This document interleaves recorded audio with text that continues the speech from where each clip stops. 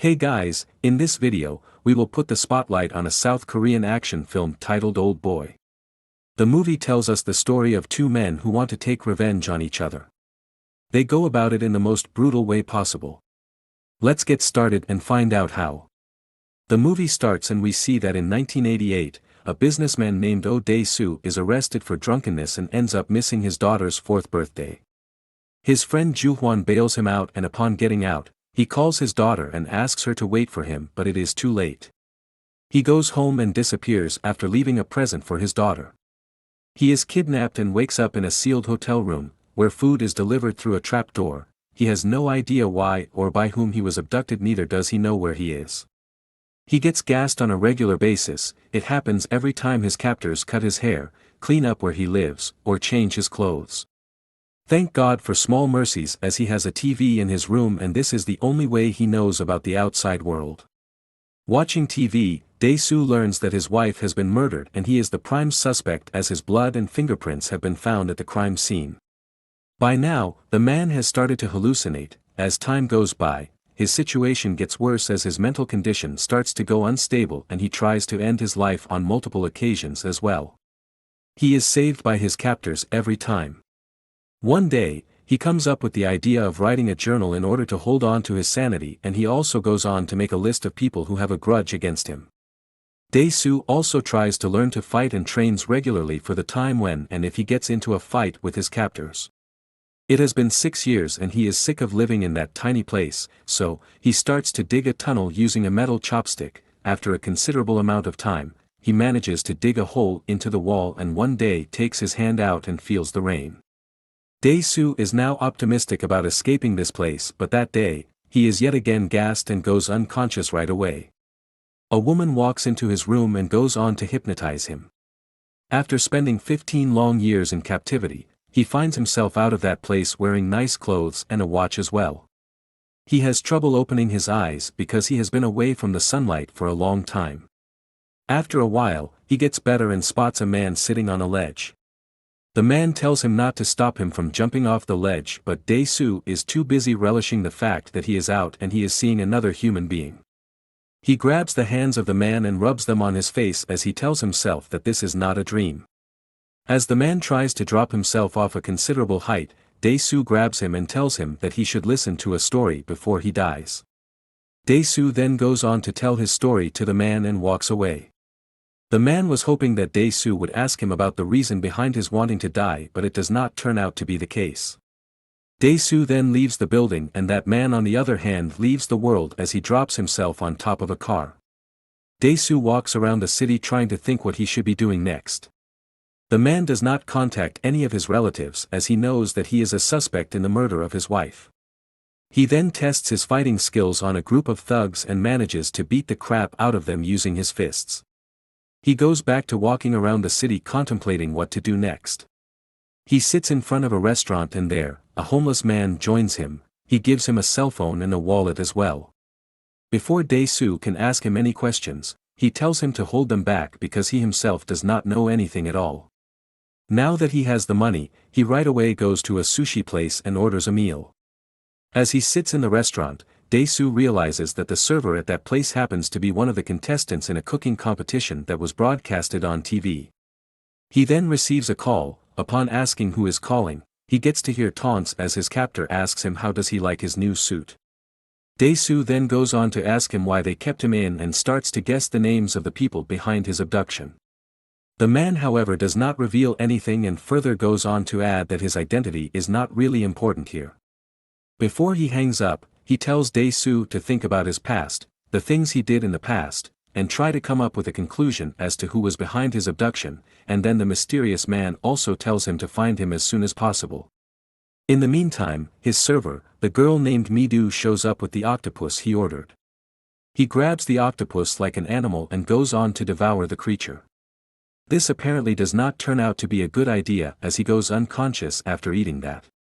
The next thing we know, he is in Mi-do's apartment, who tells him that she brought him in and he is now recovering from a fever. She also reveals that she gave him medicine that worked well for him. The girl then goes to the bathroom and before she goes on to do her business, she tells him that the lock is broken but he should not make the mistake of coming in as she has a knife. The warning however does not really work for him and he goes inside the bathroom and sticks his tongue down her throat. To his good luck, she only hits him with the butt of the knife. Dae-soo is humiliated and he is about to leave her place when she tells him that she does not want to leave him because she is also attracted to him. However, she is not going to get intimate with him until she is ready. Dae-soo does not leave and they now decide that they are going to look for Dae-soo's daughter. Upon making some inquiries, they learn that his daughter was adopted by a couple in Sweden. After a while, Dae-soo decides that he is not going to look for his daughter, instead he starts to look for the man who abducted him. One day, Mi-do receives a message from a person named Evergreen as they ask her about the Count of Monte Cristo. Dae-soo gets to talk to this person and he is asked how is he doing in the bigger prison. Mi-do then tells him that she has been chatting with this person for quite a while now as they talk about recipes. He now decides that he is not going to trust Mi-do and starts trying to make some discoveries on his own. Dae-soo locates the Chinese restaurant that made his prison food and finds the prison by following a deliverman. It is a private prison, where people can pay to have others incarcerated. He grabs a hammer and attacks the guard. This prison is run by a criminal organization that tends to incarcerate people and make money. He then goes on to torture the man in charge of the place. As he asks questions, he takes out his teeth with the claws of the hammer. The man's name is Mr. Park and he tells Dae-soo that he never met the man who paid for his time in this place. Park also reveals that Dae-soo was imprisoned for talking too much. The man is unable to give him the name of the person behind his abduction, but he does tell him that he recorded their phone call and gives him the tape recorder. As Dae-soo is about to make his way out of that place, he gets confronted by a large group of people waiting for him in the hallway. Dae-soo already has the hammer in his hand and a fight ensues. He fights well and manages to fight them off despite getting stabbed in the back. He barely manages to get out of that place and as he goes out there, he tries to pull out a knife but collapses on the road. A man helps him out and manages to drag him into a nearby taxi. Much to Dae-soo's dismay, the man turns out to be the one who had him abducted in the first place. He gives the taxi driver an address and calls Dae-soo by name, revealing who he is. The man turns out to be a wealthy businessman named Lee Woo-jin. Dae-soo is however unable to do anything other than looking at the man in utter shock as the driver drives away. When he gets home, he listens to the recording he took from Mr. Park. He gets to hear Mr. Park asking the client what should be the length of incarceration and what kind of drugs he should be given while he is in captivity. When the client says that he should be in for at least 15 years, Mr. Park asks him why does he want to punish the man for so long. This is when he tells him that it is because Dae-soo talks a lot. Dae-soo then goes to his best friend Ju-hwan. He plays the recording for him as well and asks him if he recognizes the voice. He is unable to recognize the client's voice, but he does help him find Evergreen online. Dae-soo now has had enough. He goes to Mi-do's house and starts torturing her, demanding to be given all the information she has about Evergreen. While he is at it, he receives a call from Ju-hwan who tells him that he has found out who Evergreen is. Ju-hwan reveals that Evergreen lives just across the street from Mi-do's apartment and he also tells him that the man's real name is Woo-jin. Dae-soo right away makes his way to the building and meets Evergreen and his bodyguard there. Woo-jin gives him an ultimatum: if Dae-soo can uncover the motive for his imprisonment within 5 days, Woo-jin will kill himself. Otherwise, he will kill Mi-do. Dae-soo loses control and tries to attack him right there, however, his bodyguard comes between them and fends him off. On top of that, he learns that if he killed him, he would never be able to find the real motive behind his captivity. Evergreen then reveals that he is wearing a pacemaker that he can deactivate with a push of a button in case Dae-soo tries to torture him.